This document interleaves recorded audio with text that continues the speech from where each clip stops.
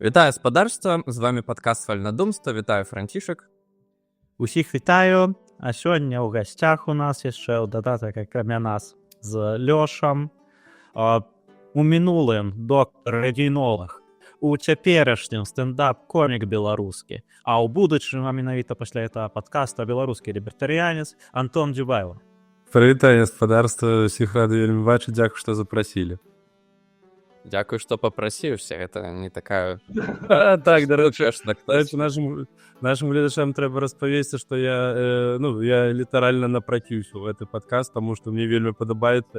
Я вельмі хацеў гэтым паўдзельнічаць, хаця, мала што ў гэтым разумею, але нашы паважаныя эксперты сёння мяне зробяць мяне лібертарыянствай, кажуць. Да, это клёва, таму што у нас выбачце. У нас Францішак вельмі любіць навучаць людзей лібертарыянства, асабліва калі гарэлкі бахне. Так я так і пазнаёміўся з лібертарыянствам увогуле. Мы пілі з Фрадакам, і ён мне пачаў распавядаць сваю перадвыбарчую праграму. Класная тактыка. Калі вы лібертарыянец нас слухаеце, рабіце таксама. Не абавязкова піць, мы не заклікаем нікога піць. Хочаце піце, хочаце не піце, але пра лібертарыянства размаўляйце. Ну што, распавядзі троху, Антон, пра сябе. Так, добра, я беларускі стендап-комік Антон Дзюбайло, ужо больш за 7 гадоў займаюся стендап-камедыяй. Адзін з першых, хто запісаў стендап на беларускай мове, выпусціў, трэці дакладна. Пасля Драка і Славы Камісарынкі. Так, займаюся стендапам, выступаю па Польшы, Грузіі, Германіі, Чэхіі і так далей. Таксама мы з Міхасём Іліным робім шоу, якое пакуль не знята, мы яго яшчэ рыхтуем для здымак. Яно называецца гістарычнае шоу усіх часоў, дзе мы намагаемся знайсці нейкія вясёлыя моманты ў беларускай гісторыі, нават калі па сюжэту там не вельмі весела. Прыкладна так. У мінулым я працаваў лекарам, але сышоў, таму што, не ведаю, чаму там шмат вельмі... Чаму я сышоў, але сышоў. Вельмі цікавіўся заўжды палітыкай і чымсьці каля палітыкі, таму і напрасіўся ў ваш падкаст паслухаць разумных людзей. Дарэчы, ты адзін раз мяне чуць не забіў. Я піў гарбату, потым пачуў твой жарт пра кашынят, як твоя бабуся тапіла, і чуць не падавіўся. Прабач, я вельмі рады, што ты жывы. Але калі б ты, там ужо трэба было б табе зрабіць масаж сэрца, я б зрабіў бы, ты не перажывай, гэта я умею. Я з Польшы в Украіне, там, праз інтэрнэт. Гэта пакуль тэхналогіі мы так не развіты ў нас, але паспрабаваць можам. Так, ладно, што ты такога пачуў ад Францішака, што цябе зацікавіла гэтая тэма? Што ты папрасіўся да нас? Слухай, раней, прыкладна год таму я ўвогуле чуў слова лібертарыянства, але я ўвогуле не ўнікаў, што гэта такое і што гэта значыць. Тут Францішак мне пакрыху пачаў распавядаць пра ўсе гэтыя ідэі, тэорыі, я такі, вау, гэта вельмі цікава, гэта шмат дзе перасякаецца з маімі жыццёвымі нейкімі усталяваннямі. І я такі, цікава. А потым, што было самым асноўным, я лічу, і самым сур'ёзным даследаваннем для мяне, і знакам я лічу такім, я ў Твітары пабачыў тэст, на колькі адсоткаў ты лібертарыянец. Я яго прайшоў, у мяне было 75%. Левак. Так плюс-мінус. І распавядзі мне, Франа, калі ласка, уяві сабе, што я нічога не ведаю пра лібертарыянства, як бы ты мяне зацікавіў бы гэтым і намагаўся бы у свой лагер зацягнуць. Улічваючы, што ён таксама беларус, это не вельмі складана. Насамрэч, калі распавядаць пра тое, што такое лібертарыянства, то самыя падставы лібертарыянства, тое, што можна лічыць асновай, што лібертарыянцы для сябе прымаюць, Это так званы прынцып неагрэсіі, то бок ён кажа, што ужываць агрэсіўны гвалт, ініцыяваць менавіта агрэсіўны гвалт альбо пагражаць ініцыяваннем агрэсіўнага гвалта нельга. Вось гэта такі вось асноўны прынцып. Да гэта дадаецца прынцып таго, што прынцып уласнасці, што чалавек мае ўласнасць на сваё цела і на тое, што ён атрымаў у выніку свабоднага абмену. Ну, для того, каб там ужо пра гамстэд не буду, таму што гэта на цяперашні момант не актуальна, але па сутнасці вось у чалавека ёсць уласнасць на сваё цела і на сваю там маёмасць, якую ён атрымаў добраахвотна, не гвалтоўна, і ніхто не можа ўжываць супраць этого гвалт. Вось гэта база лібертарыянства. І па сутнасці, вось ты казаў, што для цябе гэта ідэі былі блізкія з тым, што ты думаеш, мне здаецца, што гэтыя ідэі блізкія ўвогуле заходняй культуры як такавой. Гэта тое, з чым пагодзіцца чалавек. Я не ведаю, я яшчэ не чуў, каб хто-небудзь крытыкаваў лібертарыянства з пункту гледжання таго, што ды не, гэта норм нападаць на каго-небудзь там типа з-за вугла альбо красці ягоную маёмасць. Яны, дарэчы, шмат рускіх зараз так і робяць. Яны нават так і сказалі б. Яны ж не захадная культура. То так. Ну, мы з базай разабраліся, расходзімся. Ну, але у чым замес? Чаму пры гэтым не ўсе лібертарыянцы, калі гэта настолькі як бы простая ідэя, якая ў нашай культуры? А замес у тым, што звычайна людзі робяць для гэтага правіла выключэнне і выключэнне для такой структуры, як дзяржава. То бок паміж сабой людзі нармальна, прынцып не агрэсіі, ўсё добра, мы не ініцыюем гвалт, не пагражаем ініцыяванне гвалта, ўсё правільна. Але калі ўступае ў гэтую гульню дзяржава, то тады нам нельга, а дзяржаве можна. І гэта праблема, якая насамрэч не толькі лібертарыянцы яе разглядаюць, это праблема ўвогуле палітычнай філасофіі, ёсць там прыдумана вельмі шмат розных ідэй, чаму дзяржаве можна тое, што ўсім астатнім нельга. Так, это ідэя там самая вядомая ідэя грамадскай дамовы. Ёсць яшчэ апраўданне гэта з пункту гледжання дэмакратычнасці, ёсць апраўданне гэта з пункту гледжання неабходнасці і там іншыя. Вось, але лібертарыянцы па сутнасці лічаць, што ніводная з гэтых ідэй не з'яўляецца састаятельнай. Так, усе яны маюць свае хібы, недакладнасці і як для мяне, адзінае, што хоць трохі мае сэнс, гэта існаванне дзяржавы з неабходнасці. Так? Але гэта гэтым, ўсё роўна, гэта я не скажу, што я прям з гэтым згодзен. Тут шмат ёсць пытанняў, ці сапраўды яно неабходна, але ў рамках дыскусіі заўсёды з гэтым можна пагадзіцца. Але такое апраўданне дзяржавы апраўдвае толькі вельмі маленькую частку дзяржавы. Кшталту, калі б не дзяржава, нас бы разбамбілі, так? І мы можам апраўдваць то, што дзяржава супраціўляецца бамбёж. Так? Але таксама не даказана, што калі б не дзяржава, нас бы не разбамбілі, і гэта ніякім чынам не апраўдвае там кучу дзяржаўных рэгуляцый, кучу дзяржаўнага ўмешальніцтва ў нашае асабістае жыццё. Вось так, база. Так, а якія альтэрнатывы, скажы мне, калі ласка? Гэта вельмі прыгожая тэорыя, але я не вельмі бачу, як яе рэалізаваць на практыцы. Па тыпу, як сённяшняя, па тыпу мы ўсе вырашылі, што мы будзем жыць без дзяржавы, все, на наступны дзень дзяржавы не будзе. І што мы будзем рабіць усе? Добра, давай для прастаты на самым пачатку не будзем ісці прям па хардкору, тлумачачы, як там суды будуць працаваць, там паліцыя і войска. Для прастаты пакінем гэтыя тэмы, можа, на пазней, а пакуль што разбярэмся з усім астатнім. Як будзе працаваць усё астатняе? Па сутнасці, часткова мы бачым, як гэта працуе ў тых сферах, у якіх дзяржава нікуды не вмешвае. Альбо вмешваецца вельмі мала. То бок у нас быў у гісторыі выпадак, калі дзяржава захацела прям максімальна ўмешацца і гарантаваць усім людзям ежу. Так? І скончылася это галадаморам. У рэальнасці той факт, што мы плацім за ежу, той факт, што яе робяць прыватнікі, і мы купляем, не робіць нікога галодным. Так, людзі галадаюць якраз у тых краінах, дзе это прям супер зарэгулявана і супер складана. Так, па сутнасці адказ на твоё пытанне, як это будзе без дзяржавы, у прыватных руках, на падставе добраахвотнага абмену паміж людзьмі. Так это атрымліваецца сацыялізм нейкі ўжо. Чаму сацыялізм? У сацыялізме ў цябе ў прыватных руках няма нічога. Ну ў гэтым плане, ну так. А тут у цябе ў прыватных руках усё. Это якраз супрацьлегласць сацыялізму.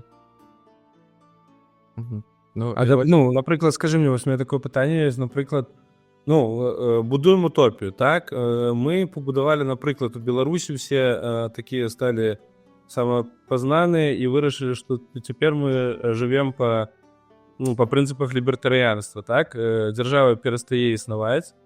А вось тыя людзі, якія працавалі там, пенсіянеры, ўсё гэта, яны ўжо ўсё жыццё працавалі па нейкай мадэлі, якую ім яшчэ ў саўку показалі, і от што ім, за які кошт мы будзем неякіх падтрымліваць. Тут я магу адпавесці, мы пра гэта ўжо размаўлялі і мы ссылались у гэтым на Романчука, і ўвогуле на тых, хто там рэальнай палітыкай займаецца, а не толькі там на канапе тэорыі робіць. Насправді, так немагчыма такое, што ў нас адразу бас і сталася лібертарыянства. Калі глядзець на рэальную палітыку, то тут такая стратэгія можа быць, што мы паступова пачынаем там разбураць дзяржаўныя там нейкія інстытуты, якія нам не патрэбны там у першую чаргу, потым у другую, потым у трэцюю. І вось як робіць Мілей, ён жа таксама типа анархакапіталіст, лібертарыянец. Ён не адразу зламаў там всю сістэму, і ён патроху там, у іх там яны плацілі вельмі мала людзі за газ, напрыклад, у Аргентыне. Чаму гэта фігова? Таму што все пачынаюць проста патрабляць вельмі шмат газу, плаціць за яго там капейкі, і па выніку гэта неэфектыўна эканамічна. І ён патроху там кожны месяц падымаў адсотак, сколькі там реально плаціць, і зараз там 80% реальнага кошту газу плацяць аргентынцы. А пры гэтым ён пакінув самым бедным людям, то есть которым реально патрэбна дапамога, ён гэту дапамогу пакінуў. Але прыбраў там все гэтыя структуры, якія за гэтым сачаць, і меншая колькасць людзей атрымлівае гэтую дапамогу. Тобто гэта можа быць у Беларусі тое самае. Напрыклад, там умоўна мы там з вами утрох ствараем лібертарыянскую партыю, перамагаем на выбарах, і мы у першую чаргу мы прыбіраем там знову ж дапамогу тым, каму яна не патрэбна ў першую чаргу. А вось ёсць людзі, якія аб'ектыўна ўжо самі не смогуць сабе зарабіць, напрыклад, на пенсію, так? То есть, это ўжо пенсіянеры ці людзі перад пенсійнага ўзросту. І як прапанаваў Романчук, мы можам проста зрабіць прыватызацыю кампаній дзяржаўных, і вось на гэтыя грошы менавіта дапамагаць уже гэтым людзям, якія аб'ектыўна не змогуць уже не паспець зарабіць сабе на пенсію. Так, ідэя ў тым, што ты не павінен гэта рабіць пастаянна. Это момант, гэта пераключэнне, можна сказаць, за той вось пенсійнай сістэмы, якая ў нас ёсць. Ты не можаш проста ўзяць і людзей, которые вельмі старыя, ўзяць і іх выключыць. Так. Але калі ты ім будзеш даваць грошы, то это будзе невялікі прамежак часу, бо яны ўжо будуць там старэць, а новыя людзі ўжо будуць на свае ўласныя сродкі жыць. Так, і каб вось гэты вось разавую можна, не прям разовую, што ў адзін момант, але разовую ў сэнсе тое, што не трэба працягваць пастаянна акцыю зрабіць, трэба скарыстацца разавай акцыяй прыватызацыі, тому што прыватызаваць таксама ў бясконтна не зможа. І насамрэч пытанне пенсіі, яно вырашалася не толькі ў лібертарыянскіх эксперыментах, так? Лібертарыянскіх эксперыментаў, па сутнасці, і не было. Мілей у нас піянер у гэтым плане. Вось, але былі краіны, якія пераходзілі з салідарнай пенсійнай сістэмы на накапітельную. Так, і наколькі я памятаю, у большасці апазіцыйных беларускіх партый гэта ёсць пунктам праграмы пераход з салідарнай на накапляльную. Можа быць, у сацдэмаў няма, я не ўпэўнены. Вось, але ў цэлым гэта пытанне, якое нават не настолькі радыкальнае, што толькі лібертарыянцы імі займаюць. Разуменне таго, што трэба, каб людзі накаплівалі самі грошы, так, а не атрымлівалі вось тое, што зараз там малады заплаціў, яму старому перакінулі, што гэта сістэма, это, фактычна фінансавая піраміда, так, і з гэтым варта штосьці рабіць. Да, і піраміда, яка може схлопнуцца насправді, і па выніку ні ў кого там пенсіі нармальнай не будзе. Так, А в Беларусі да гэтага ж ідзе зараз, таму што вельмі старае насяленне, насельніцтва больш старое становіцца, там маладых без'язджаюць і не нараджаюцца, таму гэта відавочна будзе. Так, хутчэй за ўсё так. Слухайце, а як вы лічыце, я вось чуў такое меркаванне наконт таго, што капіталізм ужо ўсё, як бы ён уже сябе ізжыў, вось, і што ты не можаш, калі ты малады, ты не можаш зрабіць сабе капітал, там набыць кватэру, напрыклад, машыну і ўсё такое, дазволіць сабе шмат чаго, а больш ты гэта зможаш пры цяперашняй сістэме, ты гэта зможаш ці не сможаш атрымаць толькі калі ты ўжо стары. І некаторыя з людзей прапануюць, каб у кожнага чалавека была безумоўны даход, напрыклад, ад дзяржавы ці тое, што будзе замест дзяржавы. Вось, але вось такую сістэму, што вы лічыце аб гэтым? Тут насамрэч некалькі цікавых пытанняў закранутыя адразу. То, што капіталізм ужо ўсё, я думаю, можа сказаць, не, мы яшчэ нават не пачыналі.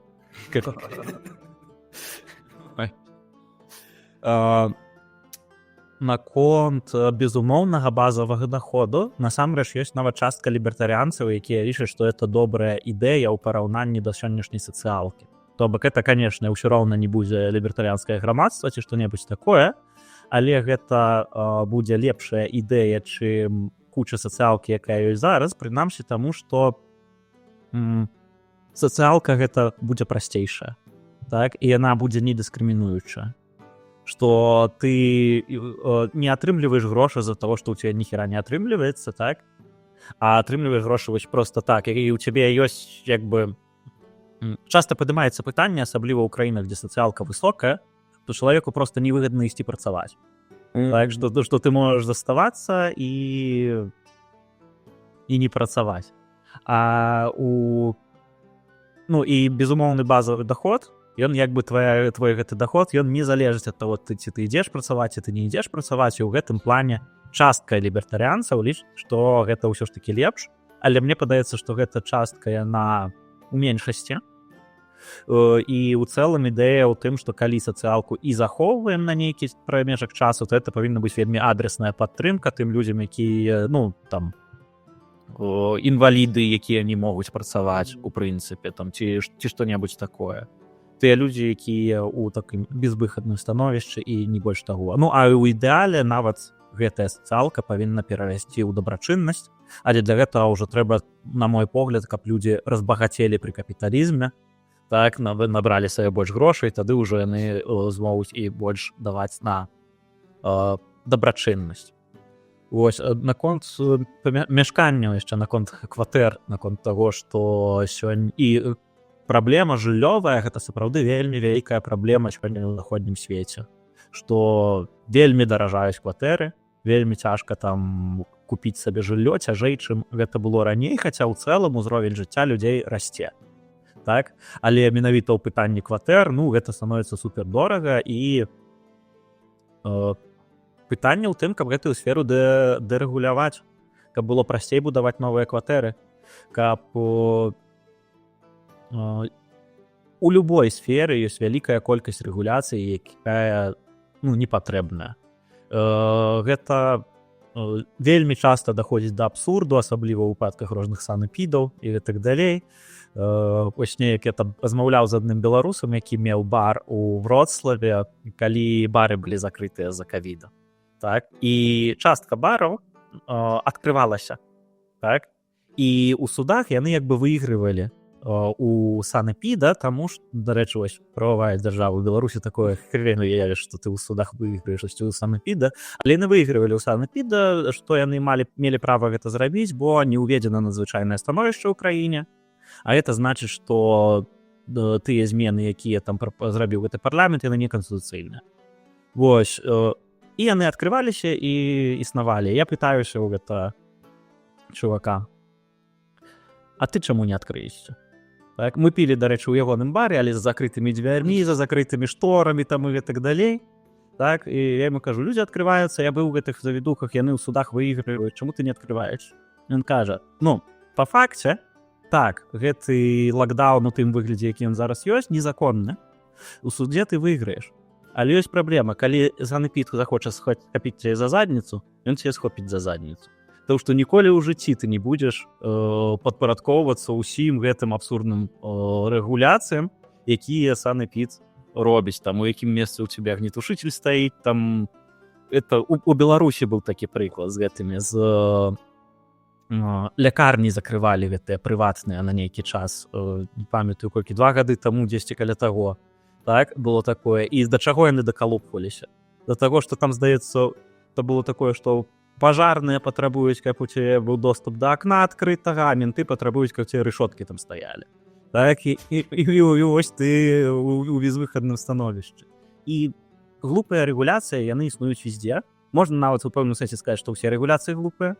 Вось, але гэтая рэгуляцыя дазволіць людзям будаваць новыя дамы, будаваць новыя кватэры, павялічваць такім чынам продаж, так. Гэта выхад. Ну і дэрэгуляцыя рэнты яшчэ патрэбна, таму што шмат дзе там тыпу в Канадзе, в Аргентыне праблема в том, што там дзяржава вмешваецца в арэнду, і яна падымаецца ў коштах, а калі яна падымаецца ў коштах, то і кошты на самі кватэры паднімаюцца, таму што это ўжо становіцца такой штукай, куды ты б хацеў інвеставаць свае грошы. І вось была гэта гісторыя клёвая, калі чувак, яму было вельмі дорага знімаць хату каля універу. І ён на самалёце летаў з іншага горада, дзе з бацькамі жыў. І гэта было танней, типа, чым знімаць хату каля. Ну, гэта пры рынку, гэта абсалютна немагчымая сітуацыя, ну, таму што параўнаеце там самалёты і аренду кватэры. Ну так, ну таму што пытанне, якое стаіць, это чаму не будуюць больш. То бок мы бачым, што будуецца, але чаму не будуецца яшчэ больш, калі кошты такія агромныя. А кошты самого будаўніцтва, ну, натуральныя, не дадаючы сюды бюракратыю, так? Ну, яны хіба не надта павялічыліся за апошнія там дзесяткі гадоў, так? Это ўсё тыя ж дамы, ўсё тыя ж кватэры, а калі гэта іншыя дамы, іншыя кватэры, чаму б не будаваць па-старому больш таннаму механізму, так?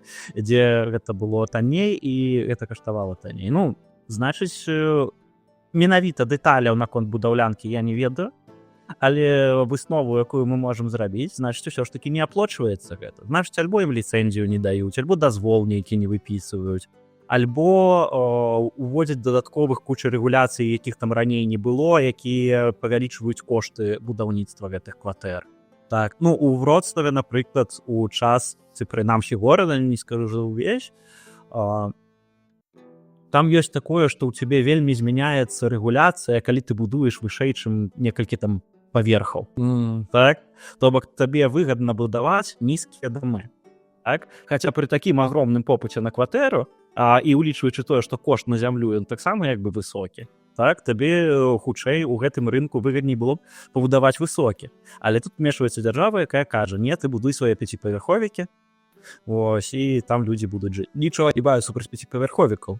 Але гэта у выпадку, калі у людзей такая вялікая праблема купіць сабе жыллё, так, ну, тут я... Адразу пытанне да цябе давай. Вот я, напрыклад, там у Львове жыву, Вроцлав, ну, так трохі падобны, там все гэта старынныя дамы. Я не хачу, каб будавалі гэта шматпавярховікі ў цэнтры горада, там, дзе, ну, коштуе зямля вельмі шмат, і там бы хацелось бы кампаніям, якія будуюць, пабудаваць там гэта, як у Мінску, 21павярховыя дамы.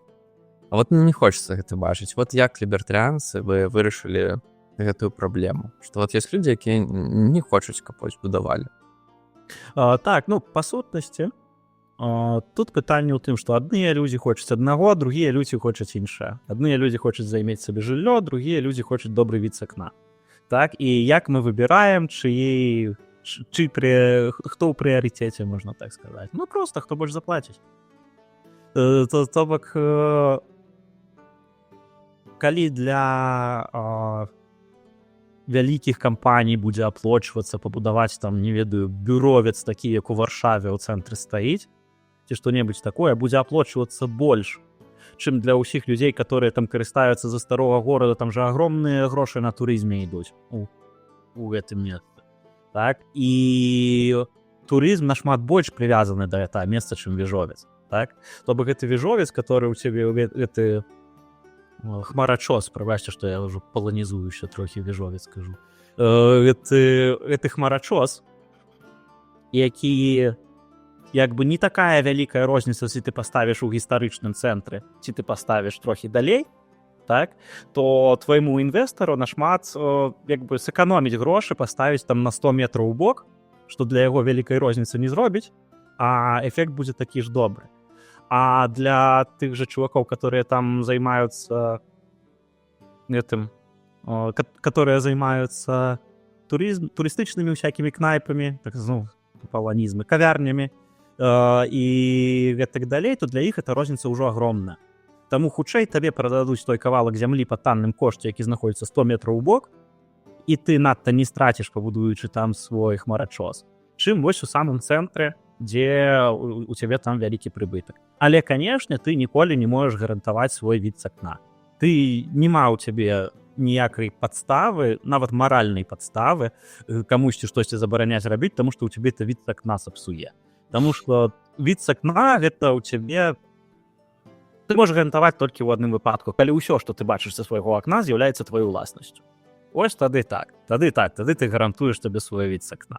Калі метра цябе будуць будаваць вежу такое, знаеш, вот эти акно да акна просто. Як яшчэ Лукашенко такой не пабудаваў, дарэчы. Не, ну, уласнасць гэтая вось... Просто пытанне ўласнасці даволі складана абмяркоўваць, калі ў нас ужо, типа, там земля умоўна дзяржаўная, там не ўся прыватызаваная. Калі вы там прыватная асоба, вы дамовіцца можаце. А калі землёй, ну, зараз там, я не ведаю, як у Польшы, там хто муніцыпалітэты там валодаюць землёй, ці там дзяржавы, ну, не ведаю. Але, ну, вот, дзяржава прадала, ну, як в Беларусі робіцца, там Мінск, гэты мір, там всякое, там можна, ну, будуюць толькі тыя, каму дазволіць дзяржава. Ось Лукашенко сам асабіста. Вось як гэта можна вырашыць в сістэме, якая зараз. Тобто ми хочемо прийсти там... Мені здається, що лібертаріанство ти не вирішиш у системі, яка зараз. Ні, не системі, яка зараз, а яку ми там умовно хочемо побудувати. Там, ну, тільки приватизація отримується. Так, так. Блін, треба копити гроші, і от буде у нас лібертаріанство, і ми одразу будемо, ну, треба купувати цю землю на шмат більше, і потім...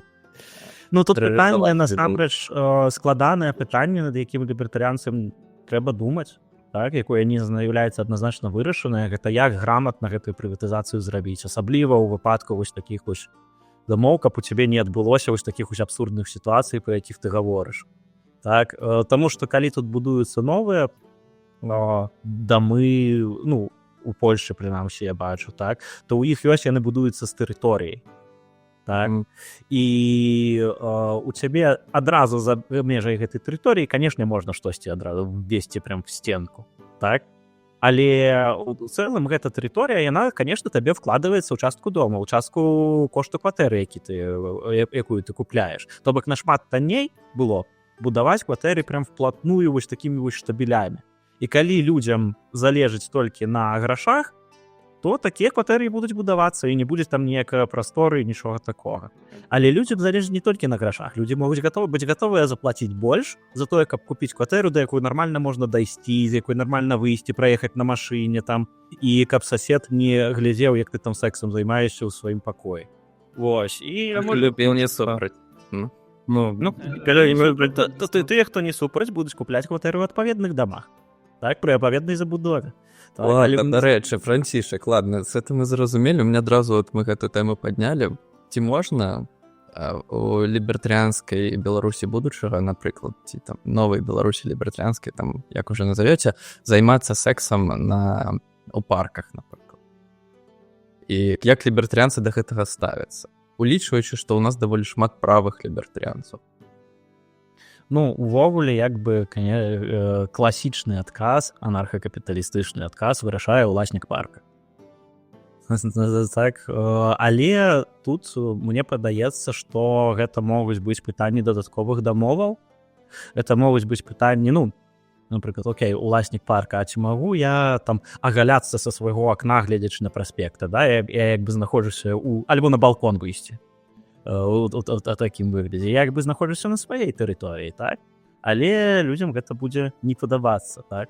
І пытанне, як гэта вырашыць, хутчэй за ўсё гэта пытанне дадатковых умоваў. То бок ты купляеш кватэру, ты падпісваеш яшчэ умову, што ўсё гэтай кватэры ты не можаш так рабіць. І хутчэй за ўсё гэта будзе так, што ў некаторых раёнах ты нават зможаш это рабіць, а ў некаторых не зможаш. І я думаю, што і зараз так ёсць у якіх-небудзь там, я не ведаю.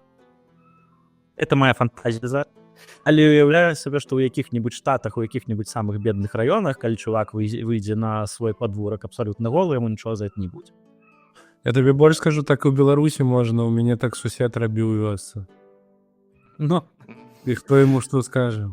Вось, і тут пытанне, як у гэтай вёсцы па сутнасці будуць дадатковыя умовы, дадатковыя гэтыя, якія ўжо будуць накладвацца, якія ўжо не будуць як бы такім чыстым сухім лібертарыянцам. У дадатак да гэтага дадаюцца яшчэ дадатковыя умовы, якія людзі заключаюць. У рэальнасці, калі мы не будзем, хутчэй за ўсё, да прыватызацыі паркаў можа быць і дойдзе, хаця это вельмі складана, але да прыватызацыі вуліц у горадзе я не думаю, што мы дойдзем. Так, і таму у пытанне вуліц у горадзе ўжо будзе вырашацца нейкімі дзяржаўнымі органамі. Слухай, такое пытанне. Вось я колькі не разважаю наконт лібертарыянства, ўсё гэта. Слухай, у меня такое пытанне. Для таго, каб гэта ўсё атрымалася у нас у памерах дзяржавы, трэба, ну, як я разумею, у маім разуменні гэта, што кожны з грамадзян краіны павінен узяць адказнасць за сваё жыццё на сябе, так? Так. Або нам зрабіць сістэму, которая прымусіць людзей взять за себя. Ну, па сутнасці у чалавека не тое, што чалавек прыходзіць і бярэ нейкую адказнасць на сябе. Адказнасць на яго проста свальваецца.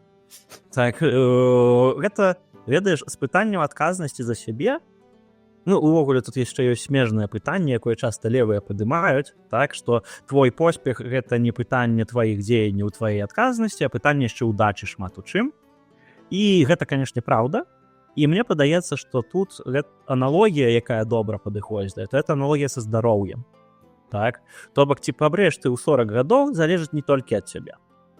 Так, ты можаш быць абсалютна здаровым, здаровы лад жыцця, здарова харчавацца, там не ўжываць ніякіх там псіхаактыўных рэчываў, дыхаць там паветрам, займацца спортам і там у 35 знянацку памерці.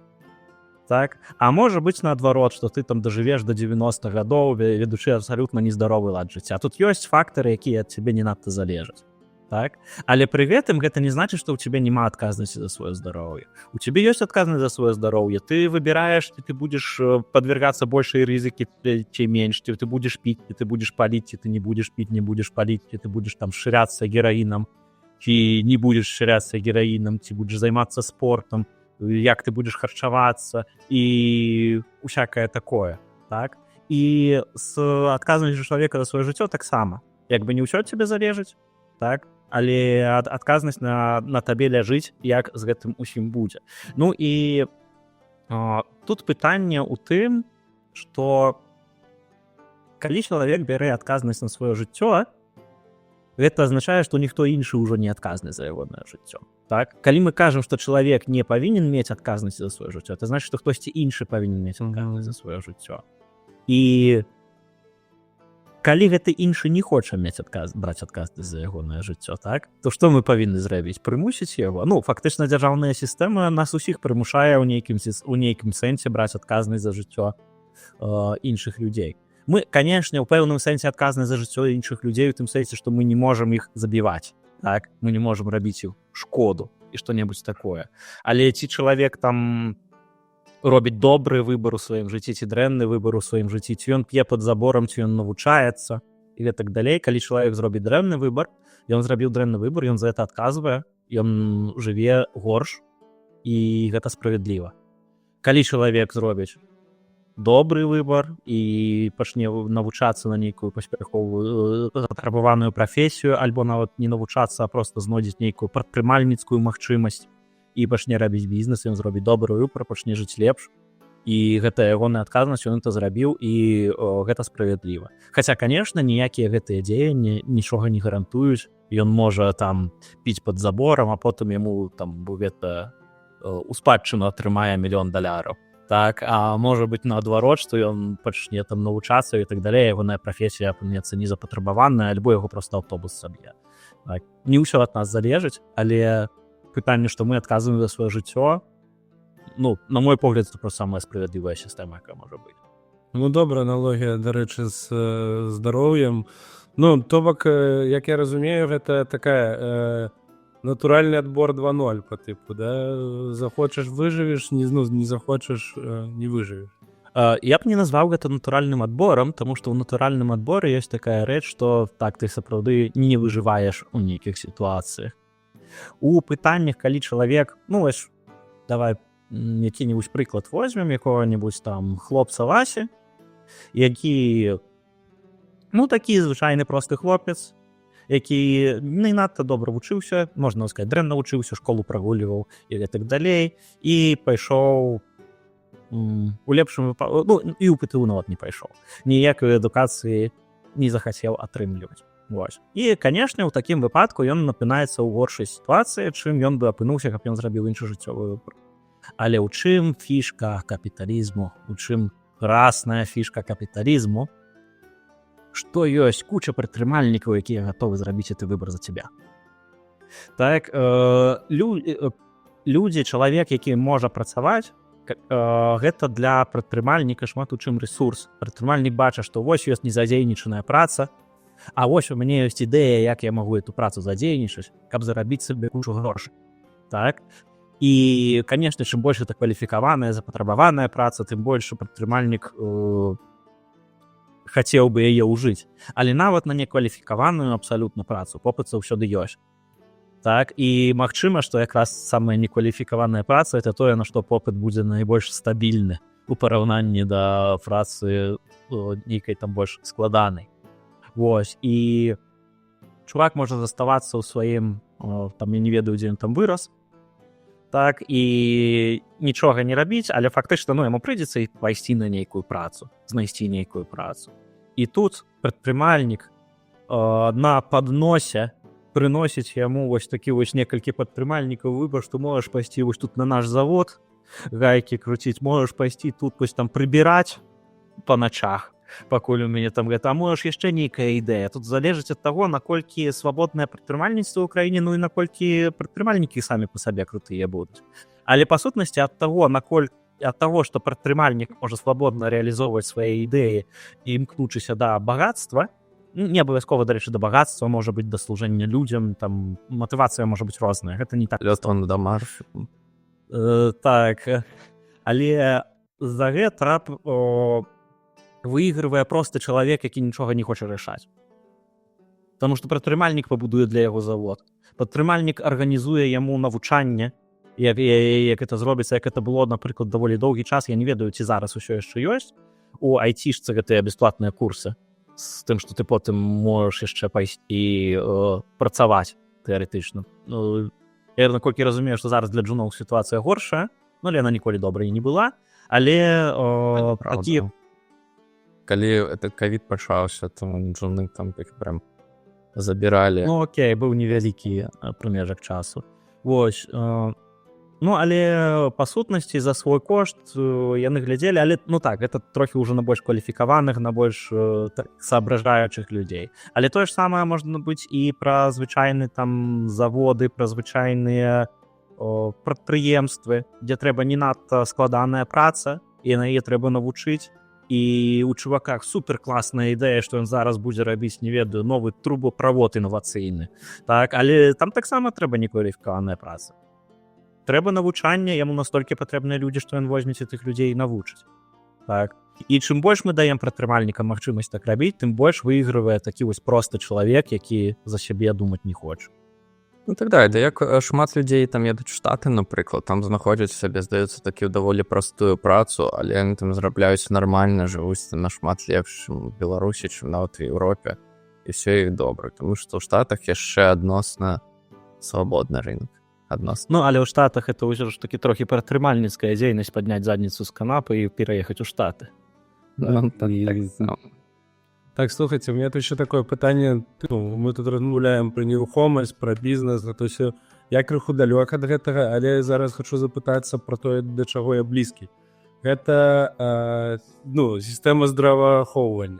Як яе, на вашу думку, трэба выбудаваць так, каб гэта было файна? А як на твою думку? На маю думку, гэта павінна быць паўсацыяльная сістэма. По типу брытанскай ці канадскай, на мой погляд, напрыклад, вось такая вось. А ці ёсць мінусы у канадскай? Ну, канешне, ёсць вельмі шмат мінусаў. Ёсць, дарэчы, я не магу прапанаваць ні адну сістэму, якой не будзе мінусаў для людзей.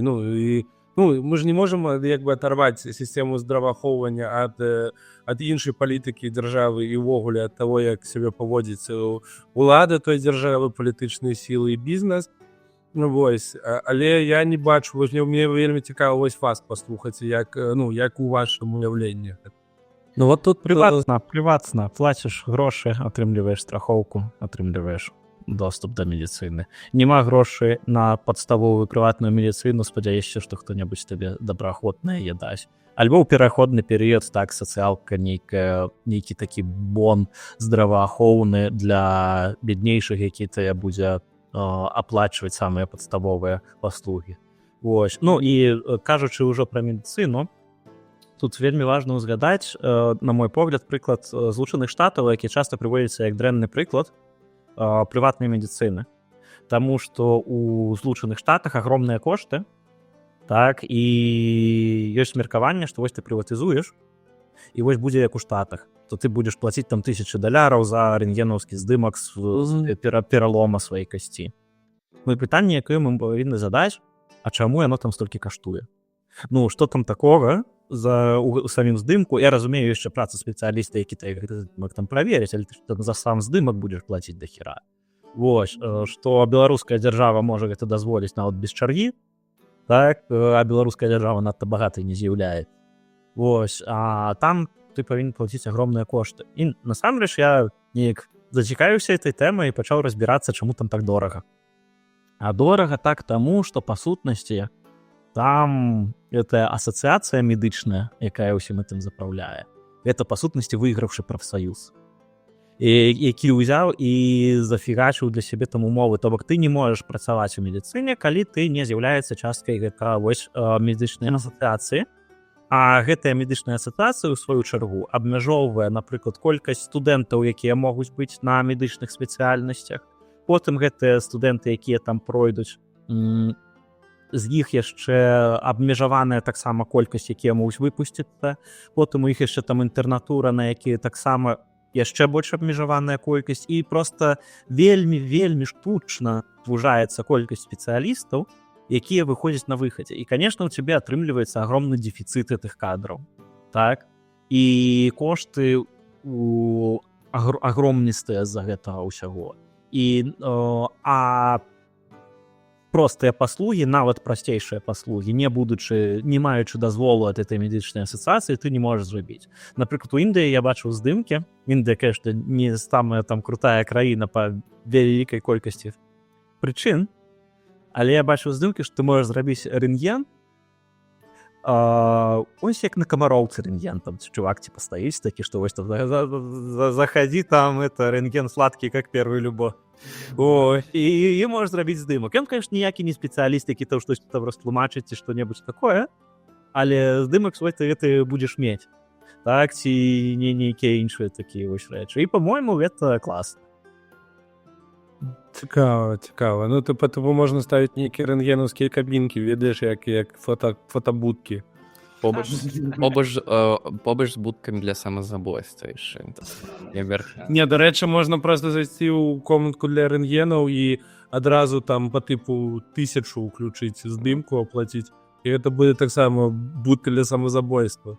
Ну, 2 в 1 нормально. Ну і карацей, па сутнасці дарагая сістэма ў штатах з-за таго, наколькі яна зарэгулявана, і дэрэгуляваць это вельмі складана, таму што там, ну, па сутнасці выйграўшы прафсаюз. Мы на адным з выпускаў падкасту з першых абмяркоўвалі, была падобная сітуацыя ў гэтай паўднёвай Кареі, што там медыкі супратэставалі. Супраць чаго пратэставалі медыкі? Яны супратэставалі супраць таго, што збіраліся набіраць больш студэнтаў-медыкаў. Так, то бок для саміх медыкаў гэта, конечно, супер выгадна, што іх так мала, яны там вельмі багатыя людзі у тых жа штатах, у той же там паўднёвай Кареі. Так, але, ну, это неправільна, это не па-лібертарыянску, і капіталістычны свабодны рынок так працаваць не павінен. Гэта, дарэчы, тое ж самае, што як і чаму мы не будуем шмат дамоў. Гэта тая ж па той жа прычыне, я так разумею. Так. Увогуле дзяржаўныя рэгуляцыі часцей за ўсё вось менавіта так падобна і дзейнічаюць. І такім чынам абмяжоўваюць наш доступ да розных тавараў, да паслуг, да багацення. А потым яшчэ кажаш, што вінны капіталізм, глядзіце, у нас жа прыватная медыцына, так што трэба ее зрабіць дзяржаўнай. Да, і тыя жирныя каты, якія сабе толькі хочуць там каб за кошт. А вы чуеце? А ў нас жа Беларусі, ну, нават Беларусі, у нас прыватная медыцына, яна даволі танная заўсёды была. У нас нават, ну, тыя мемы, што нашмат танней там, чым у Польшы зубы зрабіць. Так, дакладна таннейшая. Я магу распавесці нават асноўную прычыну, чым гэта, чаму яна больш танная. Таму што ў Беларусі больш танны чалавечы труд. Ну, то есть праца людзей аплачваецца значна ніжэй, і по тыпу у цябе высокакваліфікаваная, але вельмі танная рабочая сіла, гэта, ну, гэта спрыяе ўсяму. Так, згодны, але, ну, калі у мяне была там, ведаеш, зарплата маладога спецыяліста, калі толькі прыйшоў, і нешта, ну, трэба было б мне пайти куды-небудзь платна звярнуцца ў нейкай медыцыне. Для мяне таксама гэта было дорага. Ну, напрыклад, зараз, калі б я прыехаў у Беларусь, для мяне б гэта было бы вельмі. Ну, то, але так, да.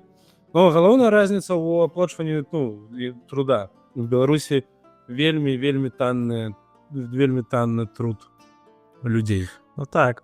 І па сутнасці, калі ён будзе даражэць, так, это значыць, што будзе больш запатрабаванасць на розных спецыялістаў, так, і не толькі спецыялістаў, можа нават на неспецыялізаваных кадраў таксама.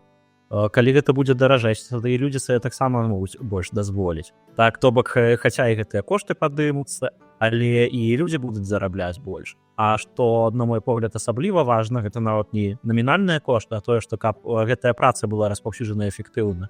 Каб не працавалі там на гэтых, каля трактарна, як праходзіш і бачыш, колькі там трактароў прастаивае, так? Ось, каб такога вось абсурду не было. Ну, у нас, дарэчы, яшчэ, ну, дзяржаўныя паліклінікі, яны дэмпінгуюць проста кошты, па суці, для прыватных, таму што калі ты не можаш зрабіць у прыватную медыцыну прям супер дарагой, таму што проста чалавек, бярэ ўжо пайці там не вельмі, там, напрыклад, якасна, але там, ну, бясплатна, там, бескаштоўную дзяржаўную. Ну, ці нават не бескаштоўна, але ў дзяржаўнай паліклінікі можна абраць нейкую платную паслугу, з якой ты таксама зможаш сабе, да, так, зрабіць гэта. Не, так, ёсць такі момант. Але пры гэтым, вот, я памятаю, вот, стоматологія была ў Беларусі, калі ты знайшоў там свайго камусь класнага спецыяліста, который там, ну, прям супер клёва все рабілі, прям супер якасна і за адносна невялікія кошты. Конечно, у Еўропах шмат каму гэтага не хапае. Ну так, дарэчы, вельмі цікава. Вось у Беларусі, як, ну, это прыклад такой адной з самых сацыяльных медыцынскіх сістэмаў у свеце. Вось, але мяне заўжды весяліла, што так, вось вам медыцына бясплатная, але за стоматалогію плаціце. Ну, там па тыпу нейкія супербазавыя табе рэчы зробяць бясплатна, але калі ты хочаш добра вылечыць свой рот, то трэба ўкінуць денежку. Вось, таму такое крывадушнасць крыху. Я дзіцём хадзіў лечыць зубы ў дзяржаўныя, заўсёды бясплатныя. Так, мяне бацькі вадзілі в гэтыя дзяржаўныя бясплатныя, і потым я пару раз трапіў на платна, так ужо падлеткам. І я просто здзівіўся, наколькі это норм можа быць. Таму што у мяне проста агромная страх перад стаматолагамі быў пасля гэтых дзяржаўных прям, ну і шмат у каго ўвогуле ёсць страх перад стаматолагамі, але мне здаецца быў прям агромны страх перад стаматолагамі, а зубы мне балелі часта, так, і вось гэтыя дзяржаўныя, то, ну, просто же, я яшчэ адзін раз мне падлічылі зуб адзін, дзе трэба было там ужо лячэнне, это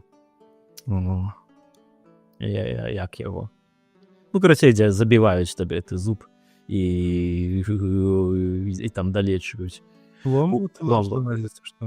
Не пломбу, калі ў цябе з корнем, там ужо калі ў цябе імплант? Не імплант. Да. Ладно, не суть. Карацей, вылечылі мне зуб прыватны, паставілі пломбу ў выніку, канешне.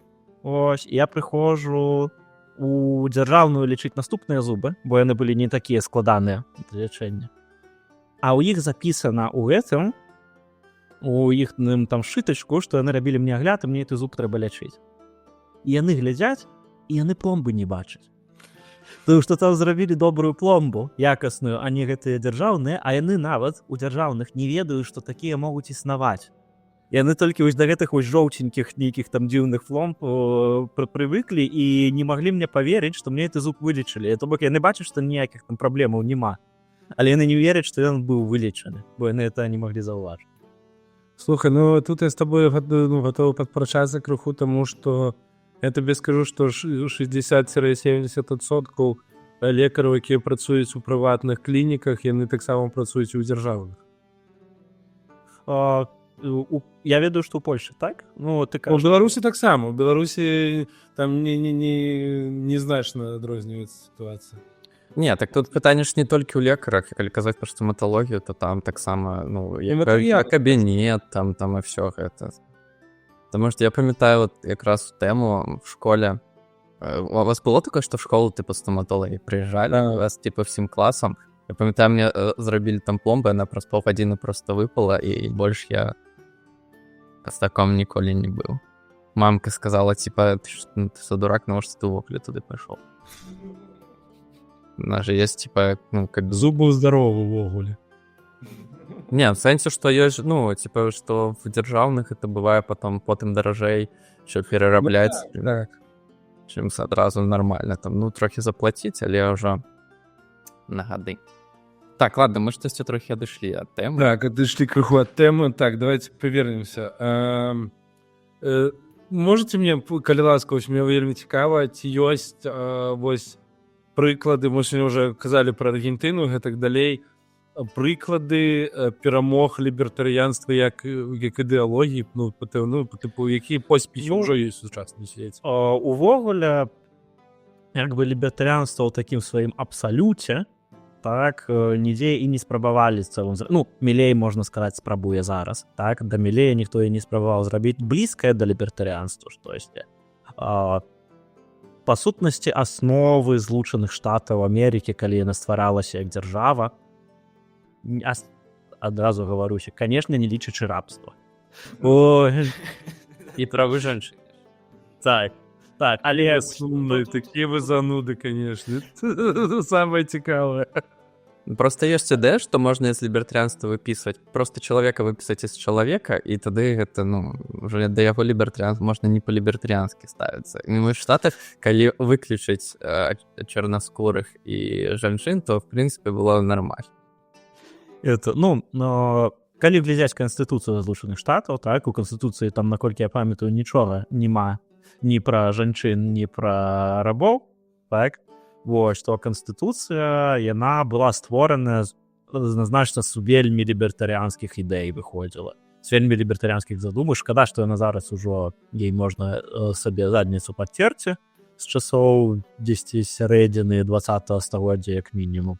Вось, але гэта Канстытуцыя, яна была зробленая, можна сказаць, з пазіцыі вельмі блізкіх ідэй, вельмі блізкіх для лібертарыянства і забяспечана яшчэ дадатковымі дакументамі, каб яе там не маглі інтэрпрэтаваць па-іншаму, каб вось менавіта абараніць чалавека ад дзяржавы, абмежаваць дзяржаўны ўплыў, так, наколькі там толькі можна. У выніку, канешне, за это що правалілася, і гэта і прыклад Злучаных Штатаў гэта адзін з наймацнейшых аргументаў прыхільнікаў анархакапіталізму супраць прыхільнікаў мінімальнай дзяржавы. Таму што яны кажуць, што вось Канстытуцыя Штатаў это была амаль ідэальная канстытуцыя мінімальнай дзяржавы, і што мы маем зараз.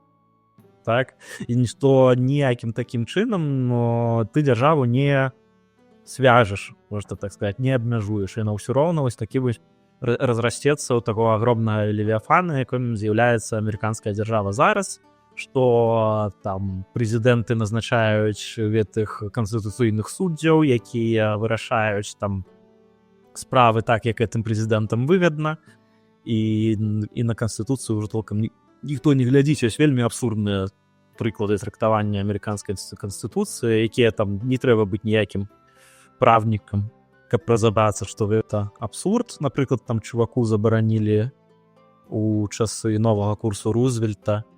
Магу тут трохі ў дэталях памыліцца, але фішка была ў тым, што ён імкнуўся вырасціць.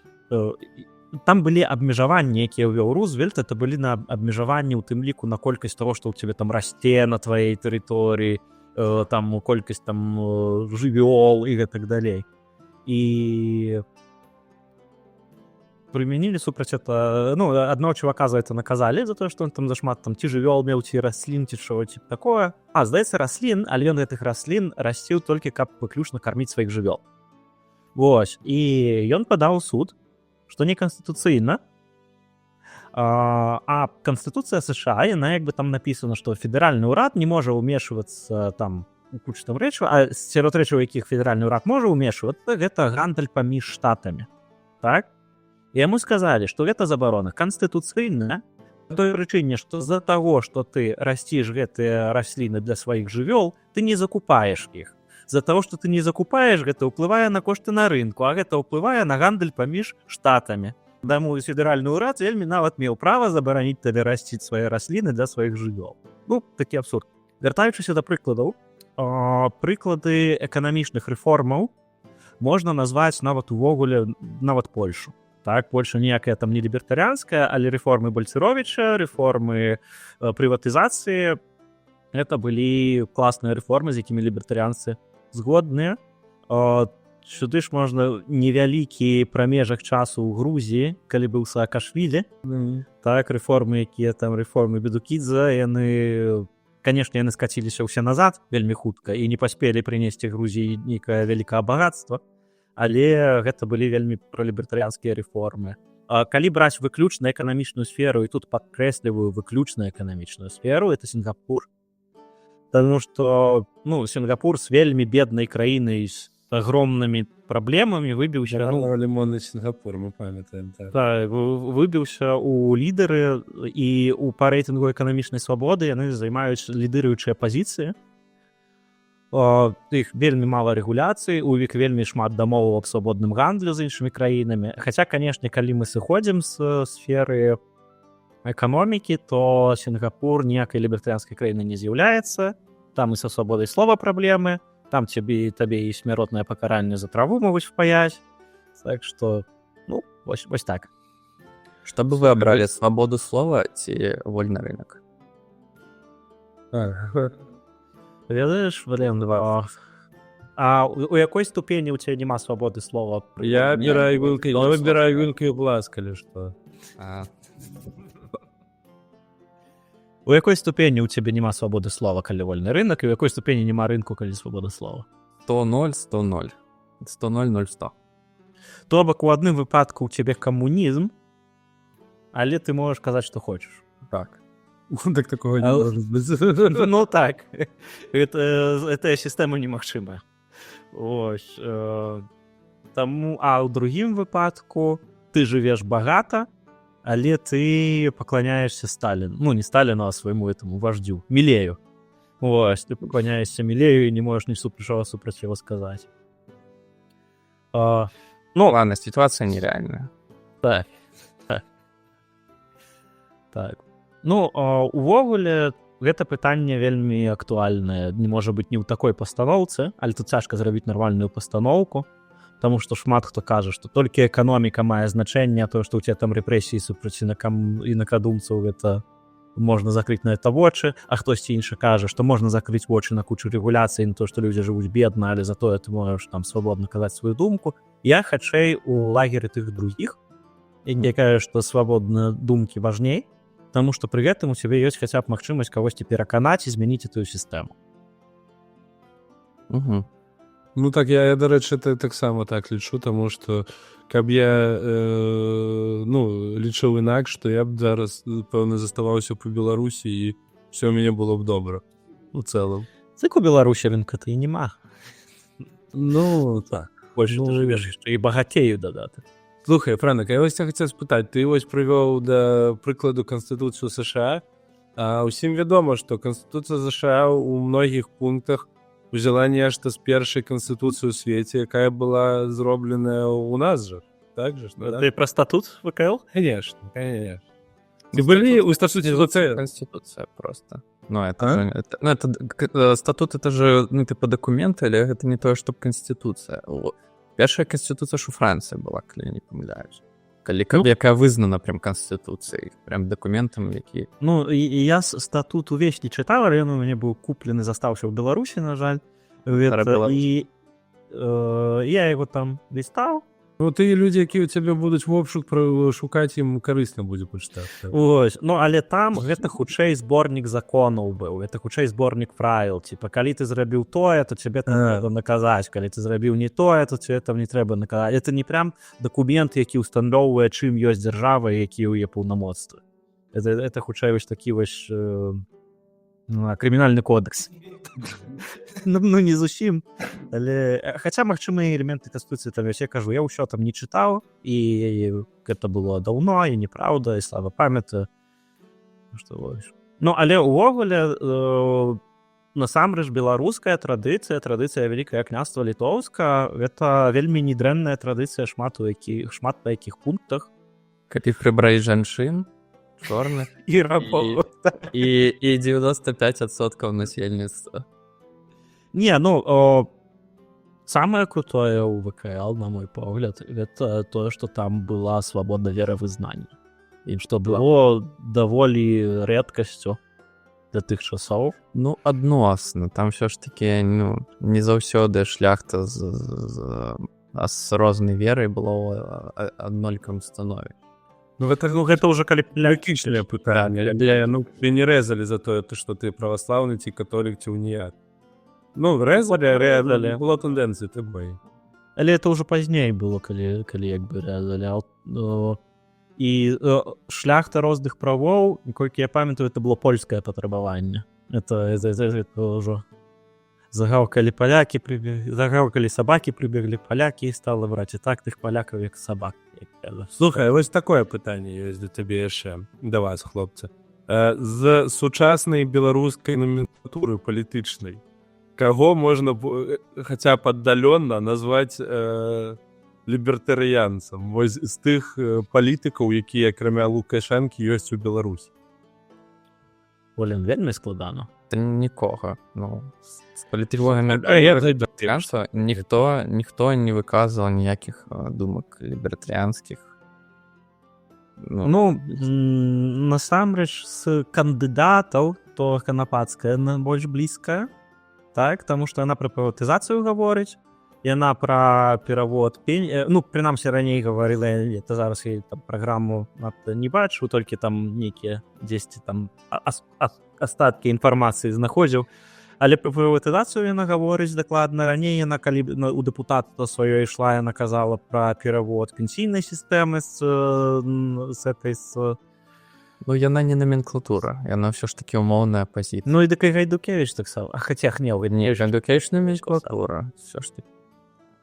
Ён ж нават Я памятаю, на мінулых выбарах, калі я чытаў праграмы кандыдатаў, там я так, больш-менш нешта падобнае да лібертарыянскіх думак была, ідэя там была у Цыпкалы, мне падаецца, у яго вельмі, на бумазе. Дарэчы, потым мы ўсё пабачылі, што гэта за фрукт, але, па тыпу на бумазе, так, пэўна, што у Цыпкалы былі такія ідэі.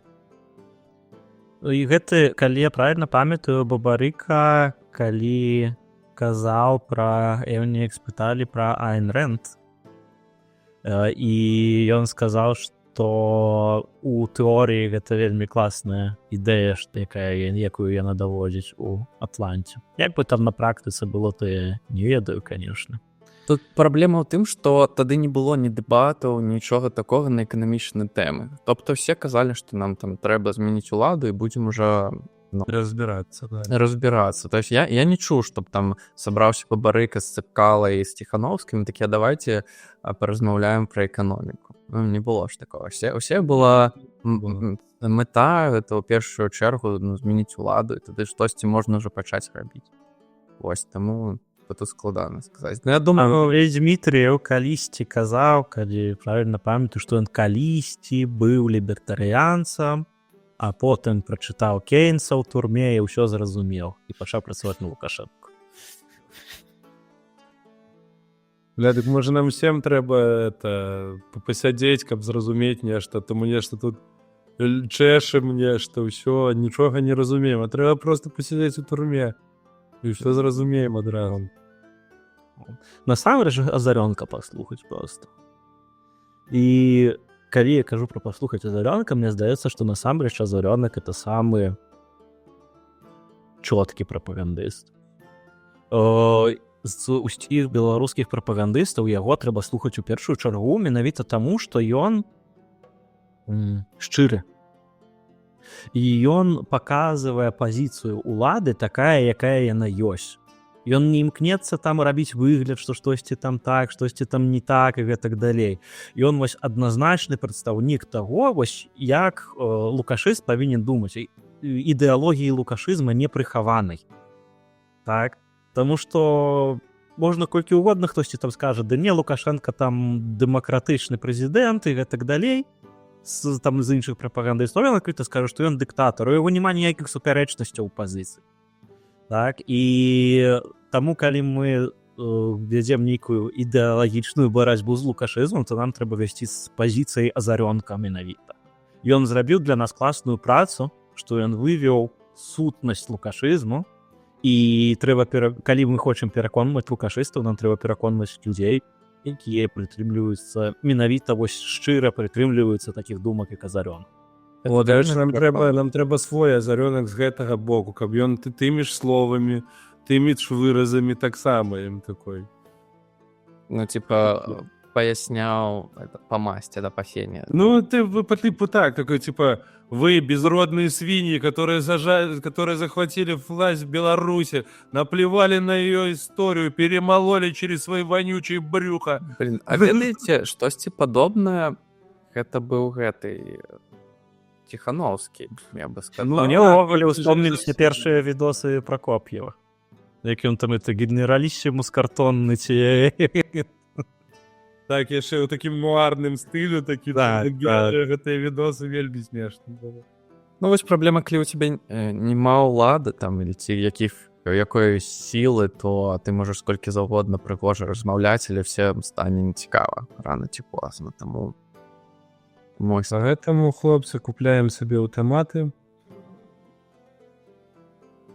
Дарэчы, да, лібертарыянства кажа, што кожны мусіць мець магчымасць мець аўтамат. І я все чакаю, калі ў Беларусі, калі мы там ужо павернемся, а можа не павернемся ўжо, на это ладно. Ну, што была б магчымасць там стварыць, не знаю, сваю кампанію, якая бы вырабляла зброю, напрыклад, ці купіць сабе там зброю, ездзіць страляць на полігон. Блин, это реально класна. Ну, слухай, дарэчы, ведаеш, калі мы размаўляем пра Беларусь, пра нейкі дазвол нейкай зброі, гэтак далей, я заўжды не уяўляю, ведаеш, вы, магчыма, уяўляеце Менска, я адразу уяўляю сваю вёску. Ну, па тыпу, той дзень, калі будзе дазволена ўсім насіць зброю, то мая вёска зменшыцца ў 2 разы адразу. Не, ну пачакай, зачува з-за того, што людзі пайдуць адзін аднаго страляць? Так, таму што яны... А чаму яны не ідуць адзін аднаго резаць? Ну, то што ты складана, ну, так. І гэта проста, мне здаецца. Як бы падкарауліць каго-небудзь і яму горла перарэзаць. Я вам скажу, што ва ўкраіне зараз яшчэ з 14-го года, мабыць, было столькі зброі, ну вайна ідзе, гэта вся зброя на, ну так ці інакш там уцікаюць, як у косці захопліваюць, што ў людзей нават кулемёты дома былі. Вот калі 22 год пачаўся, то там людзі прытаскалі типа пулемёт Максима. Реально, там 39-го года там нейкага. І, ну, ўсё адно няма такіх там маршрутінгаў, нічога такога. Ну і не хачу там пакрыўдзіць украінцаў, але мне не падаецца, што ў беларускіх вёсках большае быдла, чым у украінскіх. Не, ну быдло не мае нацыянальнасці, вот это згодна. Быдло яны ёсць быдло. Так што калі...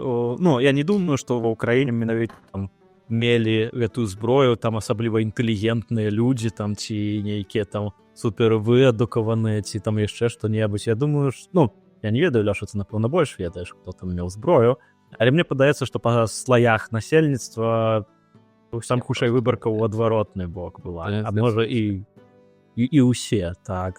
І страшна там, як бы, як мы бачым, не адбылося, так што не варта думаць, што ў Беларусі будзе. З іншага боку, яшчэ тут для мяне вельмі істотны маральны аргумент у пытанні зброі, так, калі кажуць пра тое, што ў нас народ не той.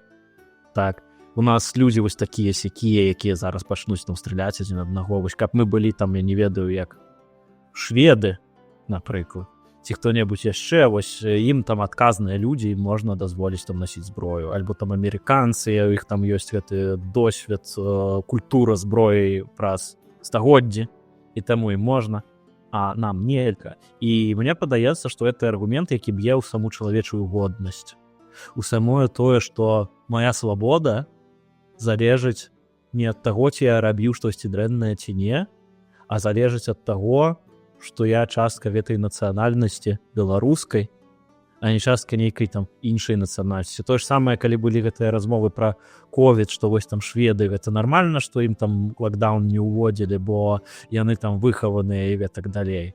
Так? А мы такія-сякія, нам ненармальна. Дык ці моя свабода павінна залежаць ад таго, ці я швед, ці я кареец, ці я беларус, ці я амерыканец, ці ўсё ж такі ад таго, што я дарослы чалавек. Ну, слухаешь, про Шведу я тебе скажу так, что им можно было не вводить локдаун, потому что там до 1977 года, ну, законодавча была дозволена Евгеника, ну, по типу усіх слабых и непригожих просто забивали при нарадженні.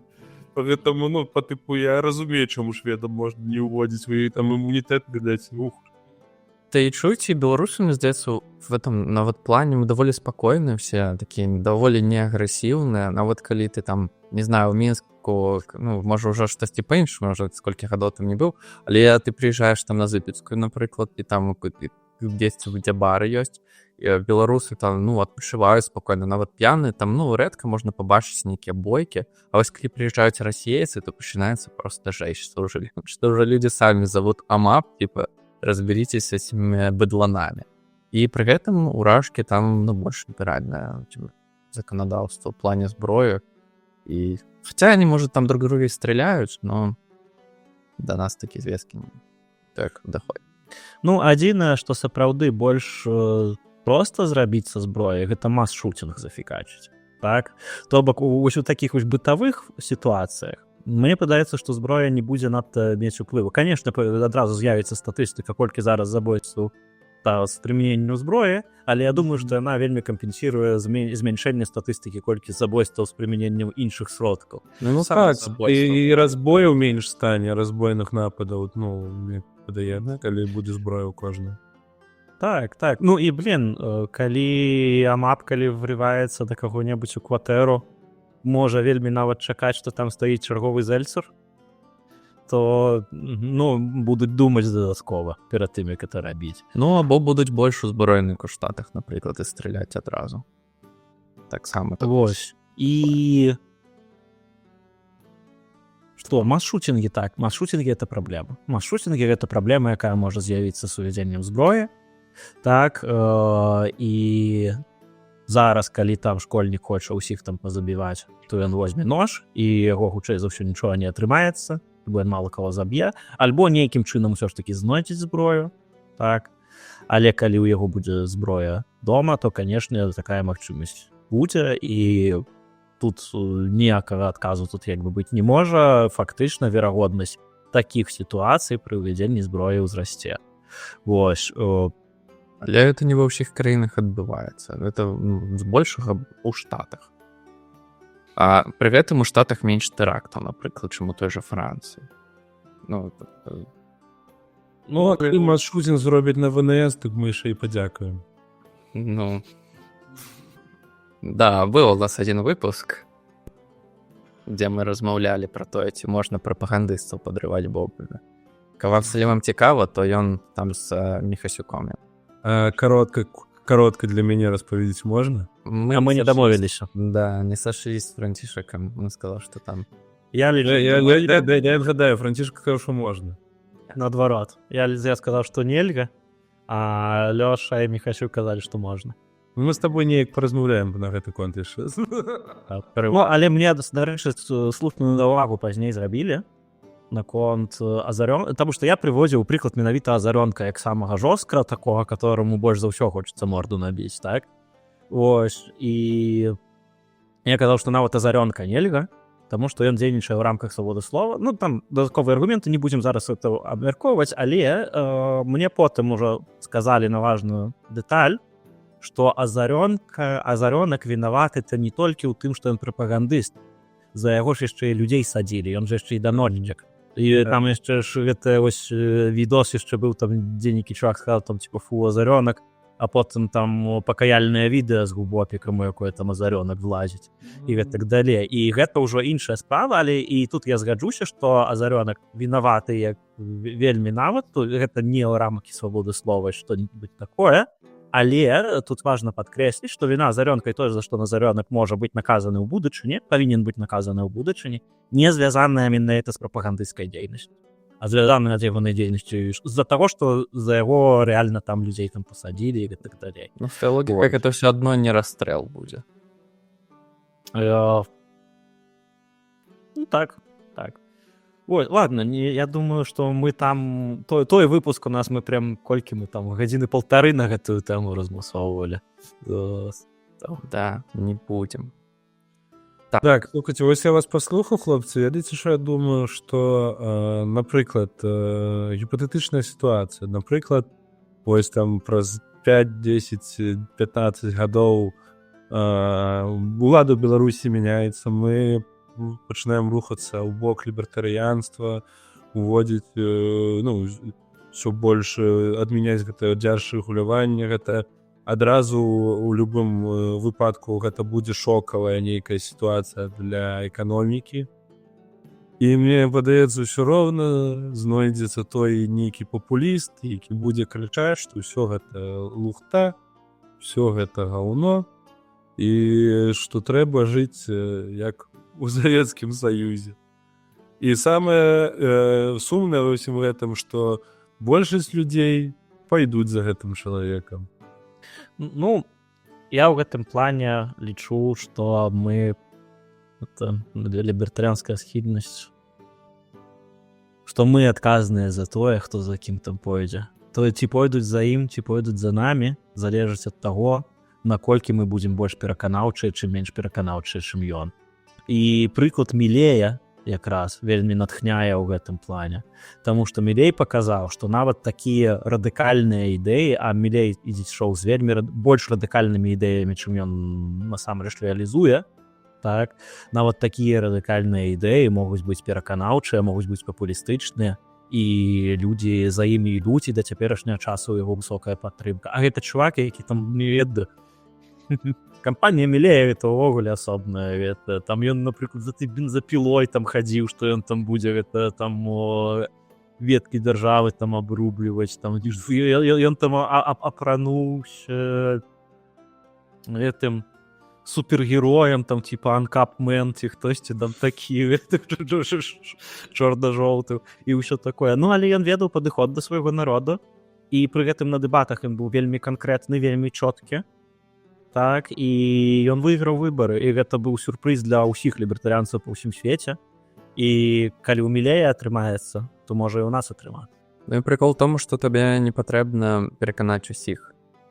Ти можеш там виграти у той час, яка тобі дозволить там стати там, умовно в там, парламенті, вийти з президентом, стати там все інше. Тому а гэта часцей за ўсё нейкі кор такой, то есть там невялікая колькасць адсоткаў актывістаў, якія гатовы твои там ідэі нейкія ці падтрымліваць цябе ці падбягаць далей.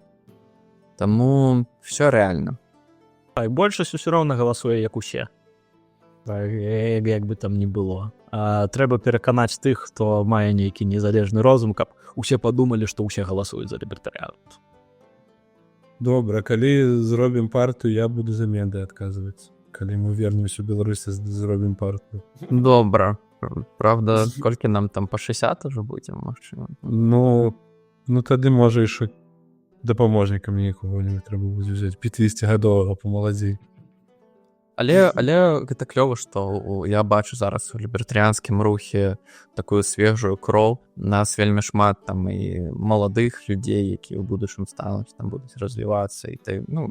І шмат беларусаў зараз зразумелі. Я па сваёй жонкі нават бачу, што яна была левая насправді. А зараз ужо да вялікай колькасці там рэчаў яна ставіцца, як па мне, суперадэкватна, таму. Дарэчы, у мяне ёсць план, як на наш бок перацягнуць моладзь беларускую. Трэба адпраўляць франа капіць з моладдзю. І тады уся моладзь нашая будзе. Я толькі збіраўся менш піць. Ты лібертарыянец. Так, я думаю, што на сёння ўсё. Шчыра вам дзякую, хлопцы, што прыядналі сёння. В суботу. Які дурак. Дзякую вам, добра размаўлялі, дзякую слухачам усім. Да, прыхадзі яшчэ, Антон. Будзем... Добра, я яшчэ абавязкова напрашуся, але ўжо з больш нейкай вузкай тэмай прыйду да вас наступны раз. Тут вы мяне, можна сказаць, пасвяцілі ў лібертарыянцы, можна сказаць, вы прыйшліся па базе, так. Калі цікава пачытаць штосьці такое невялікае или такое базовае, то есть Уолтер Блок, авечкі у воўчых шкурах. Да, і яно прям пішу сабе.